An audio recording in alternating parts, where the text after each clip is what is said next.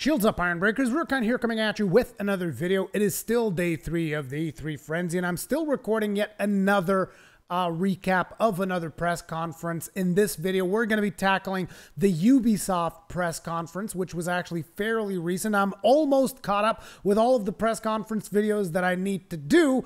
And once again, I will still be hosting all of the remaining press conferences over on my Twitch channel, twitch.tv/Rurikhan. If there are still any conferences left by the time you watch this video, you might want to come and hang out with the Iron Breaker family to watch the remainder of E3. And I might also do like a finishing live stream, sort of like a recap of everything we've seen and the things that I'm more interested in, so that I can also discuss that with you guys. So hopefully I will see you there. But let's get the ball rolling. So, Ubisoft Press Conference, how did they start?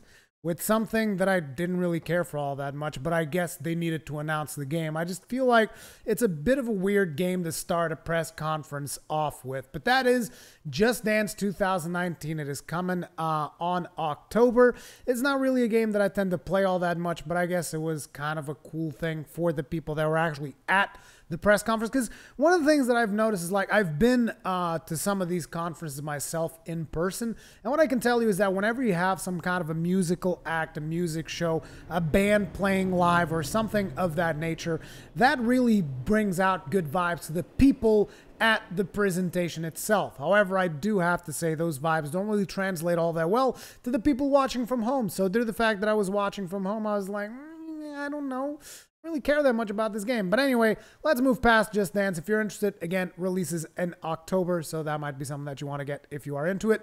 But the next game that they've shown, however, was something that I am most definitely interested in. Not only interested in, I am super hyped for it. And the stuff that they've shown in this presentation was friggin' fantastic. Whether or not I'm going to be doing a video dedicated to this particular reveal, it's going to depend on you guys. Let me know in the comment section if you want to see a video dedicated to, you know, more details about Beyond Good and Evil 2. I'll do some research. I will look up all the friggin' facts that I can find about this game and tell you guys about it. But basically, Beyond Good and Evil 2 looked friggin' fantastic. And the gameplay footage that they've shown after the CGI trailer. The CGI trailer looked friggin' good as well. But an interesting thing for the CGI trailer for me was the friggin' sound design. The sound in that CGI trailer was friggin' mind-blowing. I loved it. I thought it was amazing. I thought not only it looked great, the sound was great, and it got me interested in that world. Like, you see a ship, and then you guys have like another ship like patrolling around, and then a big, huge, larger ship shows up and just like makes a big mess out of everything. And then the cool thing that is revealed is the fact that the person on that bigger ship is Jade, who is a character from the original Beyond Good and Evil, which, to be completely honest, I never played. So I guess for the people that actually play that game, that is probably something they're really hyped up about. So cool stuff there. This game was fantastic to follow up Just Dance, because, I mean, to me, and I think to most gamers, after Just Dance, the presentation could only get better. But not only it got better, it got way better, I think, than what anyone was expecting. I think I'm super hyped for this game. I really want to check it out. I want to see what it's all about. They showed some gameplay. It's going to be some kind of open world shared universe. I'm expecting some Destiny type situation, which is the second time that I say this, because Destiny was one of the first games to kind of like come up with this kind of stuff. So that's something that I'm expecting to see become a bit more of a theme. Not your traditional MMOs, but more of this shared world, shared universe type of situation. Looked really chaotic. Looked like there's a lot of potential there. Then they reveal that there's going to be some kind of like program where people will be able to submit like stuff like art for the game and music for the game. Like, they're basically off-sourcing a lot of stuff from the community, which in a way is really good, because people get to showcase their work on a video game, which could propel them into a career into video games. But on another side, it's kind of like, well, you're basically taking these guys' work. So the first thing that I was wondering is, how are these people going to get paid? Like, what's the deal behind this? Like, if you actually use this stuff, are you going to be paying these people? Like, these details naturally were not really detailed into the presentation itself. Joseph Gordon-Levitt showed up because he's the one responsible for this hit record situation thing, and that was kind of cool, I guess, but didn't really. It's like this whole outsourcing art from the community thing didn't really impact my opinion on the game that much, but it is a cool thing to do. And I think it is cool if you're one of those artists that actually produces a piece of content that ends up in the game to be able to see that piece of content in the game. So I think it's good on them. I thought that was kind of cool, but ultimately as a consumer, I was not that much concerned about that. Then they showed some Rainbow Six Siege stuff, and I gotta tell you guys, I don't know that much about Rainbow Six Siege. Looks like a cool game that they've kind of been able to bring back from the ashes, so to speak. But, you know, it's not really my cup of tea. Not gonna delve too deep into that. They showed Trials Rising, a new Trials game that's gonna be coming. If you guys are into Trials, you're probably gonna love this. Again, not really my cup of tea, so not really going to delve too deep into it, but it did look pretty cool with the multiplayer stuff and whatnot. The last Trials that I played was Trials Fusion. I don't think it had any multiplayer, but I could be wrong, but the whole multiplayer scenarios look kind of cool. So there's that. If you guys are into Trials, cool. Then they showed The Division 2, and the most interesting thing about The Division 2, they talked a little bit about it, but I think the most interesting thing that we're going to be taking out of The Division 2, because I've talked about The Division 2 in other press conferences. I'm probably going to be doing a separate video talking about The Division 2 if that's something that you guys are interested in. But essentially, you're going to be getting free DLC updates alongside a couple of world events at frequent intervals to kind of keep people coming back to The Division. They naturally want to push this games as a service type of situation. We already know Division 2 is going to be taking place in DC, Washington, which seems to be the biggest difference. But another thing that they announced was the specialization classes. So basically, they're trying to let you guys know that there's going to be a lot of end game content. You're not just going to finish the main story and be like, what do I do now? Which I think is what a lot of us did when we got to the end game of the original Division, because the end game was essentially PvP. So you're going to be developing these specialist classes, and I'm not going to go into too much detail about that, but ultimately it looks good. It looks like they actually have a plan for what they're going to be doing with the game. So cool beans. This is one of those games that I am interested in following up post E3. Whether or not that is going to remain a mainstay of the channel, we will see. But again, feedback extremely important for that stuff, so let me know. Another thing that they announced was raids. Now raids is something that I'm a little bit concerned, because is it going to be like hard to set up raids like the stuff in Destiny, which is sometimes a little bit of a pain in the ass? Are they going to like streamline it? Are you going to be able to easily get into a party and actually do these raids? Like, I think with Destiny 2, they did a good job, at least back when I was playing it at the start.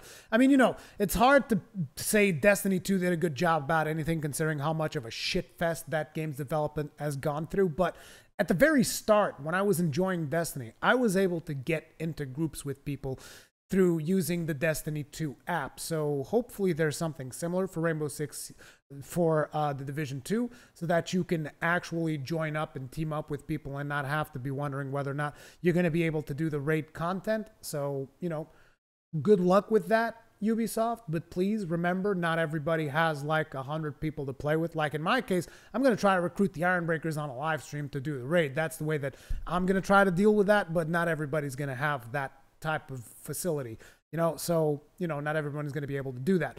Either way, that was a thing. Then they showed some DLC for Mario Rabbids. I never really got to play that, so I never really got into it all that much. So I can't really talk too much about that, but it's going to include Donkey Kong. So if you guys are into that stuff, more content for you. Then we got Skull and Bones. Now this game actually looks somewhat interesting. I thought that the game was basically going to be PvP, mostly PvP, but they actually showed some PvE content where they were taking on this Portuguese warship, which I'm Portuguese, and I don't think our warships look as much like that. Not to mention that for some reason all of the Portuguese in that warship were wearing British uniforms. Not sure what's up with that, but I'm pretty sure those were not the uniforms that the Portuguese were wearing. But other than the historical inaccuracies, it's not really my kind of game, to be honest, but it looks really cool. I'm still very curious to see how they're going to be monetizing on it. They showed a lot of cosmetic options before actually taking the ship out to sea, so I'm assuming that is going to be how they're going to be getting their money. But basically, I think the message on Skull and Bones is, did you like Assassin's Creed Black Flag naval combat?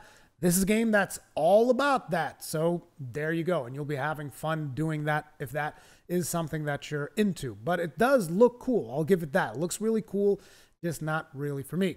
Speaking of things that are not for me, then we had Transference, which is Frodo's VR horror game. It's also going to be available in conventional platforms, like they've said, but the story, the narrative that they were trying to sell just didn't really grab me all that much.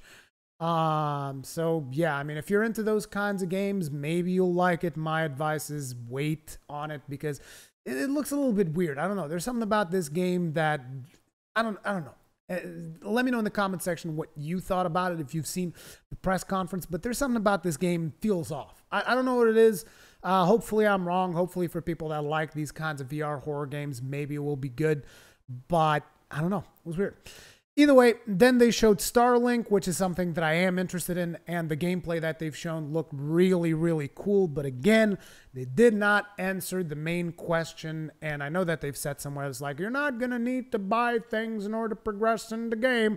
I know they've said this somewhere, but like the whole thing of whenever they show the ship and they show you like swapping parts on the ship, that always, you know, makes me step back. Like, I'm interested in anything about the gameplay of this game. I'm interested in everything. I'm down. And then you show that footage of someone replacing something on the plane and that being shown in game. And I'm just like, so I can buy a fucking rocket launcher with real money and I'll become more powerful.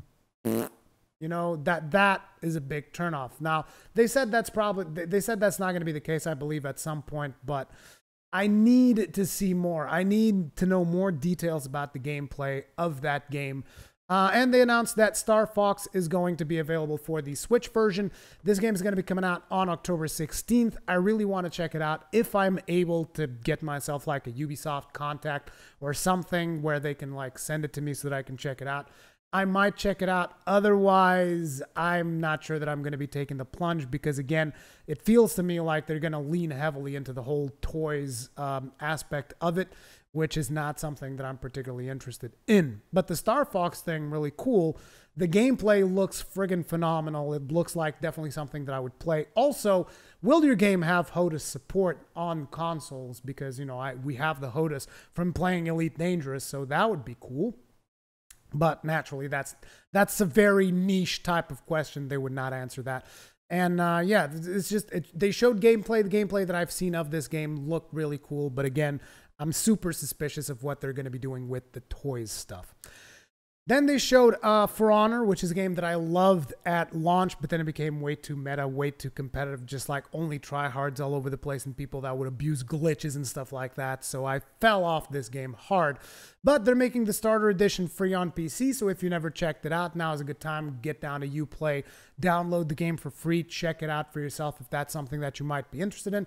And they announced their upcoming expansion, Marching Fire, which is going to be adding 4 new classes, as well as a whole new faction, which is the Chinese, which basically came in the middle of a battle and just kicked everyone's ass.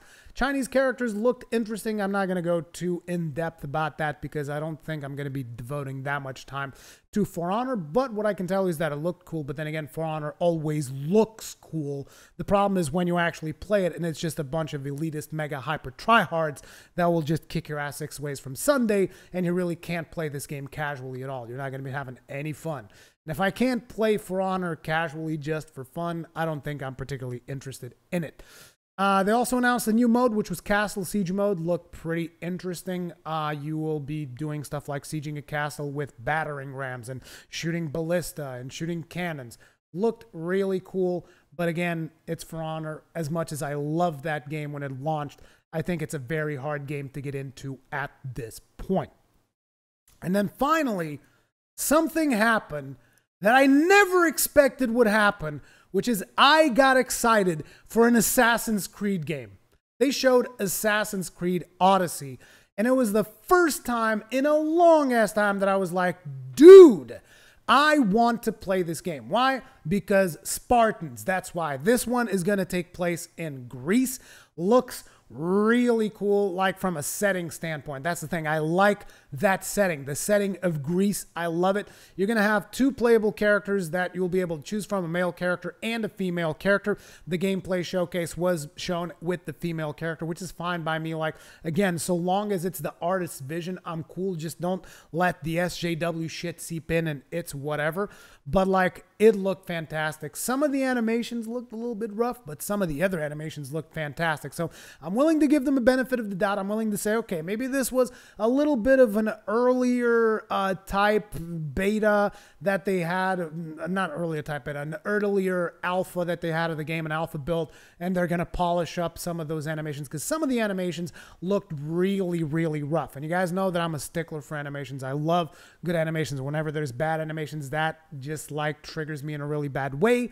So hopefully that is something that they will fix in the final version of the game. But other than that, it's just like the setting. I love it. I want to be a Spartan and I want to play this game.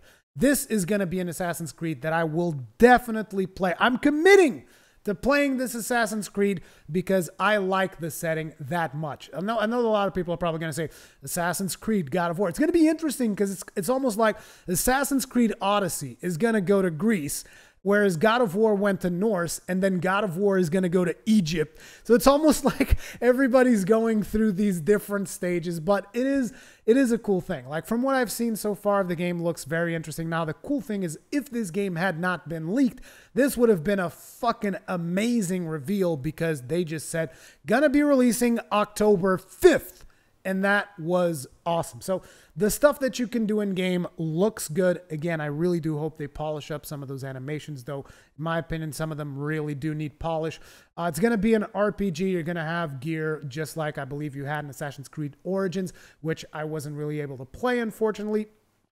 But you're also going to be having dialogue options. I'm not sure if that's the first time that happens in Assassin's Creed. I think it is because a lot of people were making a big deal out of it. So you're going to have dialogue options, and the choices that you make are going to have consequences onto what happens later in the story. But yeah, this is the first time that I've been hyped for an Assassin's Creed game in a long time. Like, you know, they showed Origins and I was like, meh, whatever. But this one looks good. And the fact that Origins, apparently from what people are saying, was actually a really good game overall with the combat and the loot and all of that stuff, that gives me more hope for Assassin's Creed Odyssey. I am suspicious of how quickly they released it though, because I mean, you had Assassin's Creed Origins last year, and are you back on a yearly cycle? What's the deal? How much are you going to be supporting this game? We shall see, but again, it's that setting. I'm a sucker for that setting. Maybe they are just pandering to a setting that I really, really like, and maybe I'm getting suckered in by that fact. But the fact of the matter is, I cannot lie to myself. I really enjoyed what I saw of Assassin's Creed Odyssey. So, an even quicker recap, like a too long didn't read type of deal. Beyond Good and Evil 2, fucking awesome. Division 2, I'm curious. I'm going to be checking it out. And Starlink, I'm very suspicious of it, but I do want to check it out. And finally, Assassin's Creed Odyssey, like I'm in with both feet and my whole body and just like head first in there. That's basically how I feel about that. Overall, a pretty good press conference. I mean, I didn't like all of the marching band stuff as well as the Mario Rabbids band thing showing up because, like I said, that kind of stuff does not translate as well to the people at home, in my personal opinion. But let me know what you guys thought about it. And as per usual, if you guys enjoy my videos, if you like my channel, hit the subscribe button, hit the bell icon so that you get all of the notifications. All of your comments and feedback in the comment section below. I believe I already said that. At this point in the video, you will have the end slate coming up with 2 videos that you can choose to watch. If you do, thank you for watching those. Otherwise, I will see you guys in the next one.